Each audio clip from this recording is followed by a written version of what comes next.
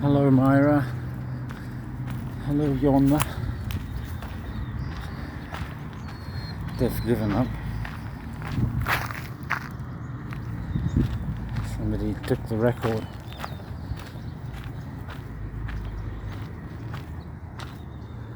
I think this is my place.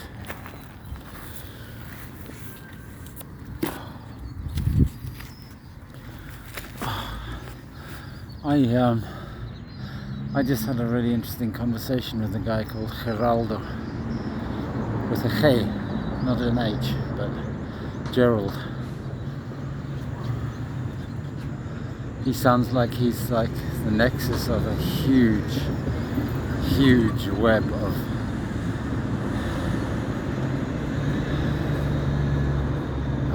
just people in positions of authority that weren't able to face up to their own responsibility and made a wrong step, and they just tied themselves up into a bigger and bigger ball. I mean, the way he tells it, it sounds like maybe they did it on purpose. Honestly, I can't believe something like that could have happened. Anyway, one of them was at the time, I think, the President of the United States.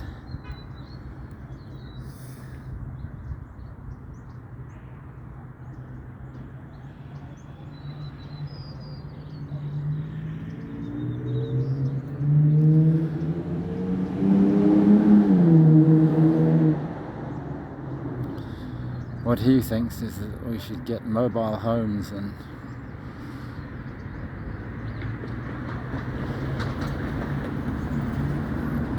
go mobile and drive around, but I haven't got a driver's license, I haven't got a bank account, I haven't got shit.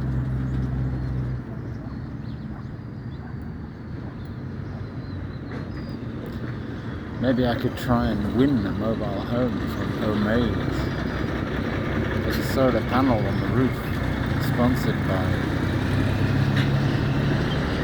Alex Honnold.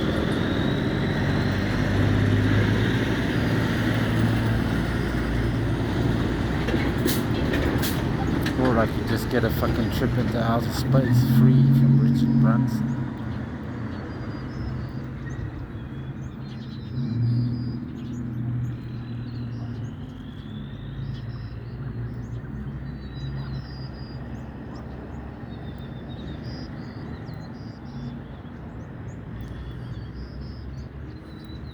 I was going to tell you something, Myra. I'll just tell you a story. I went to see my uncle and my cousins when they lived in Harare, Zimbabwe. I went to see them a couple of times. The first time was pretty funny. I was still going out with Catherine. I was just started going out with Catherine, I think, and she kind of gave me the courage to go and travel into away from Europe, do kind of third world travel. And I talked about Africa, and she said, yeah, you can do it, you just go. So I did, and I took a lens. I had my camera, but she had some nice lenses. She had a telephoto, I think, and a wide angle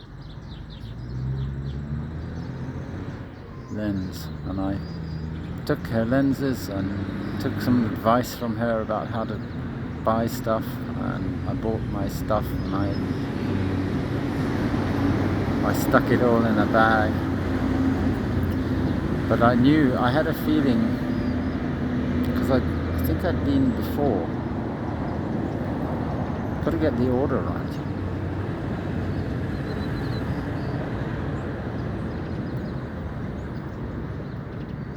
How did this happen? I wanted to see them, but I wanted to see them after I'd seen a bit of Africa, because I knew that if you go and visit somebody who lives in a country, you only see a slice of the country that they live in, that they want to show you, and it's usually very restricted. So I thought I'd go on my own, unannounced, as a surprise, and just show up. I thought I'd stay in a traveller's hostel in Harare and get in touch with them once I was there, once I'd found my feet. So I arrived in Harare at airport kind of after a long flight.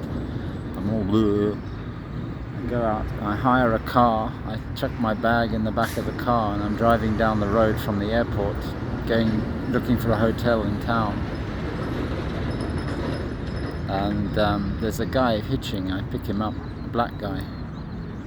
I pick him up and we go to there's a big hotel in Harare.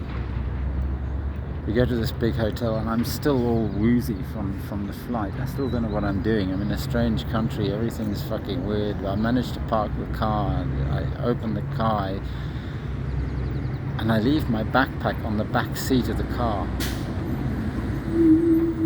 And I locked the car, I think, but it's just easy to unlock those cars. You just get a piece of wire in a second, you undo it.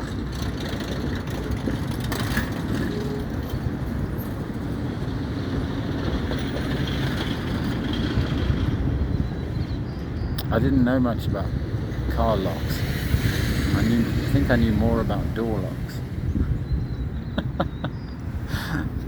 So anyway, we go in to have a cup of coffee in this hotel in Harare. I go outside and of course my backpack's gone. They just opened the door, reached in, grabbed the whole backpack, and I got nothing. But underneath the backpack was a brown envelope, and in that brown envelope was my passport, my traveler's checks, my credit cards, all the necessary documents that I needed. They just forgot to grab that.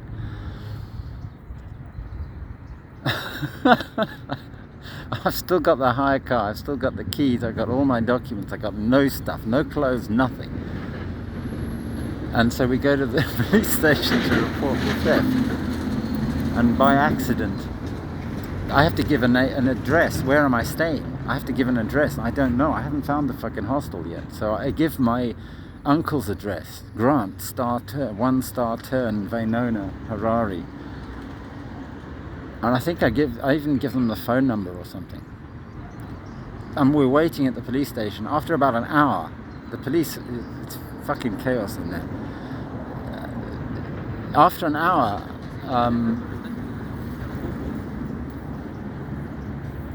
they think, what the fuck is on with this case? And they think, oh, we got to phone this guy and find out what's the problem or something. So they phone my uncle and they say, you reported a theft of a bag, Mr. Grant, because we're both Mr. Grant, right? So my uncle finds out I'm in the country. The first he finds out is I'm in the police station reporting stolen property. And he was, within a fairly short time, he came down to find me. So I fell into the clutches of my family sooner than I expected. And I had a nice time, kind of recuperated a bit of my stuff. I was still kind of stunned that I would have to re-equip my entire trip right at the beginning. And I was pretty leery about spending money. I don't know why. I had fucking thousands in the bank, but I was trying to sort of not save money. I was a bit spendthrift, I suppose. No, what's the word? Niggardly. I was niggardly. I don't think that's a racist term.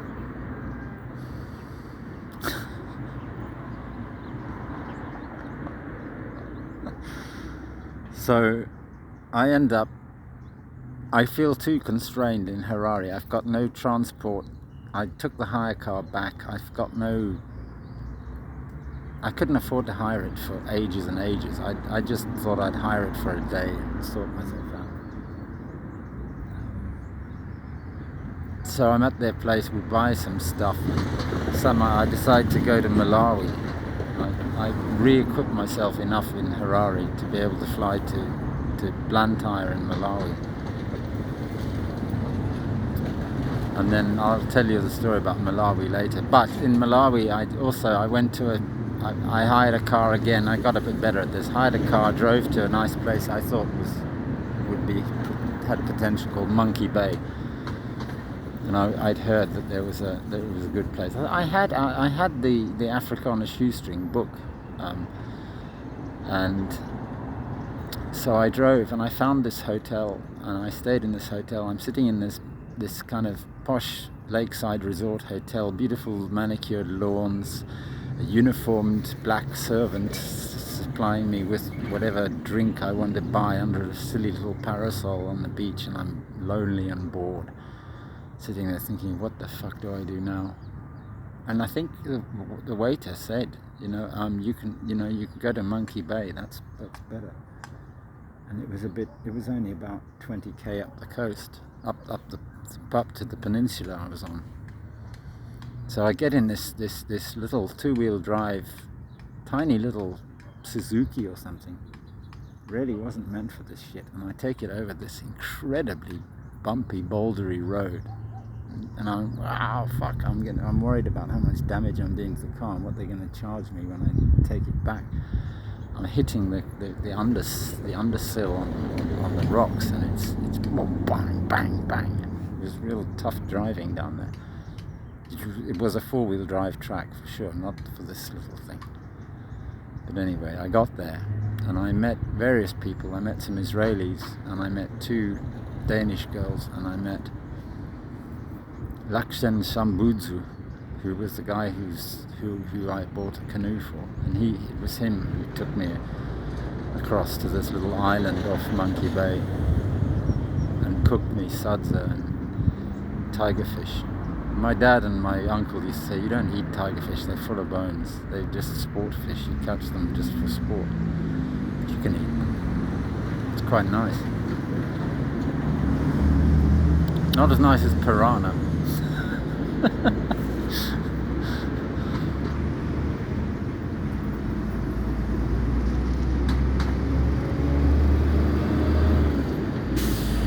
And he cooked sadza on a fire in a 3-legged pot on a fire with no salt, because he didn't have any salt.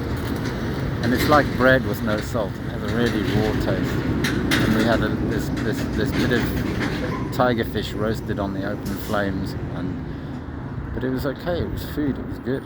But balancing on the back of a dugout canoe is quite difficult. They're just made of a single round trunk with the inside dug out and a slit down the top, and there's not enough room for your legs to be on either side, so they're like this.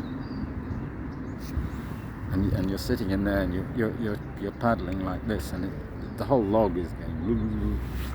I don't know how we didn't fall out. I mean, I think he must have been doing all the balancing, because I'd never done shit like that. And when I got in canoes that did that, I just fell straight out after that.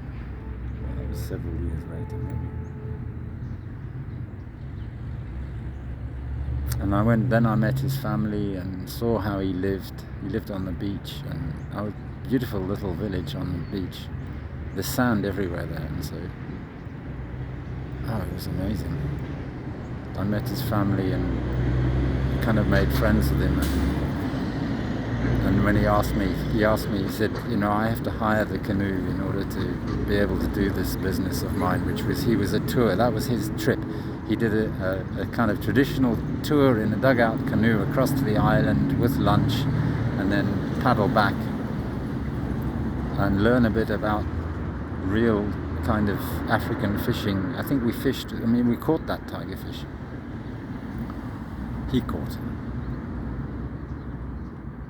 It was how it was a day in the life of an African fisherman, really.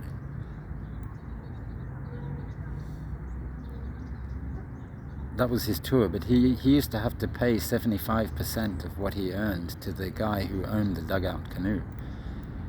And he was just scraping by. His family were hungry.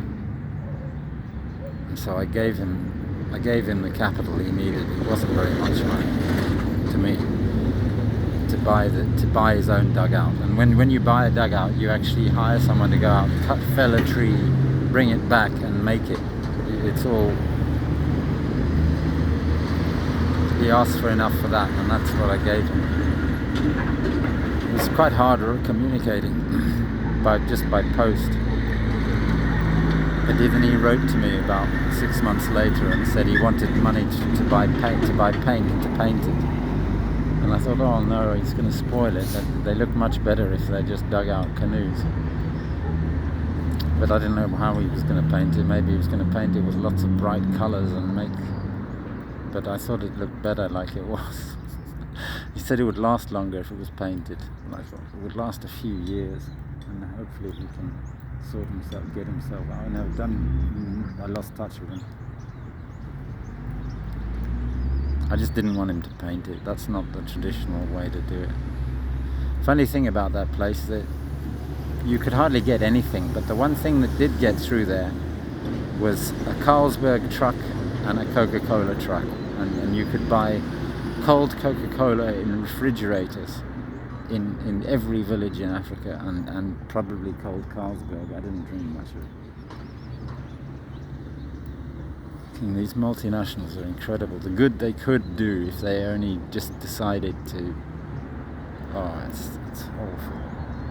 So that's it. The video probably stopped ages ago. I haven't got enough money for another chip.